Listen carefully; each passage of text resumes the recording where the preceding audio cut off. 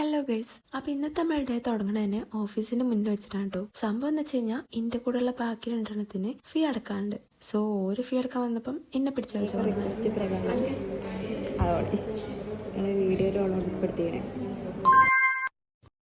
അങ്ങനെ അതൊക്കെ കഴിഞ്ഞ് ക്ലാസ്സിലെത്തിയപ്പോക്ക് എല്ലാവരുടെയും പ്രൊജക്ടിന്റെ കാര്യങ്ങളായിട്ട് ഓരോരോ സൈഡിലേക്ക് മാറിയിരിക്കണു. ഞങ്ങൾക്ക് ആവശ്യമുള്ള കാര്യങ്ങളൊക്കെ മിസ് ഞങ്ങൾക്ക് പറഞ്ഞെന്ന്. നമ്മളെ ടോപ്പിക് എന്ന് പറയുന്നത് പോളിനേഷൻ ഏജന്റ് ആണ്. വെയിറ്റ് നിങ്ങൾക്ക് പോളിനേഷൻ എന്താ അറിയണ്ടേ? അറിയണവരുണ്ടാവും, എന്നാലും ഞാൻ പറഞ്ഞുതരാം. ഫ്ലവേഴ്സ് ഫ്രൂട്ട് ആവണത് ഒരു ചെറിയ കാര്യമല്ല, അതൊരു സയന്റിഫിക് ലവ് സ്റ്റോറിയാണ്. Between anther stigma. Pollen grains ആന്ത്രിൽ നിന്ന് സ്റ്റിഗ്മയിലേക്ക് ട്രാവൽ ചെയ്യണേനാണ് നമ്മൾ ഈ പോളിനേഷൻ എന്ന് പറയുന്നത്. പോളിനേഷൻ നടക്കുന്നതുകൊണ്ടാണ് പ്ലാന്റ്സിൽ ഫ്രൂട്ട്സും ഫ്ലവേഴ്സും ഒക്കെ ഉണ്ടാവുന്നത്. ഈ പോളൻസ് ഉണ്ടല്ലോ, മൂവ് ചെയ്യാൻ വേണ്ടി ഹെൽപ്പ് ചെയ്യണവരെയാണ് നമ്മൾ പോളിനേഷൻ ഏജന്റ് എന്ന് പറയുന്നത്. വിൻഡ്, വാട്ടർ, അതേപോലെ തന്നെ ബട്ടർഫ്ലൈസ്, ഇൻസെക്ട്സ്, ഈവൻ ഈ ബേർഡ്സ് ഒക്കെ ഉണ്ടല്ലോ, ഇവരൊക്കെ ഈ പോളിനേഷൻ ഏജൻസിയിൽ പെടുന്നവരാണ്.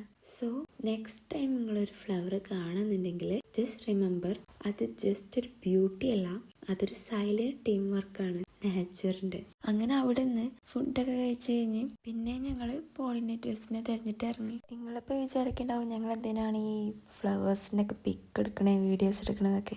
സത്യം പറഞ്ഞു കഴിഞ്ഞാൽ ഞങ്ങള് ഫ്ലവേഴ്സിന്റെ വീഡിയോസും ഫോട്ടോസും ഒന്നും എടുക്കണേ, അവിടെ ഒരു പോളിനേഷൻ നടക്കുന്നുണ്ട്. നമ്മളെ ഏജന്റ് ഉറുമ്പാണ് കേട്ടോ. ഉറുമ്പ് പിന്നെ ഓൾമോസ്റ്റ് എല്ലാത്തിലും ഉണ്ട്. നിങ്ങൾ കണ്ടോ ആ മുഖത്തെ സന്തോഷം. ഇനിയിപ്പോൾ ഇവിടെ നിന്ന് അങ്ങോട്ട് ഓൾമോസ്റ്റ് എല്ലായിടെയും ഇതേപോലെ തന്നെ ആക്കാരും.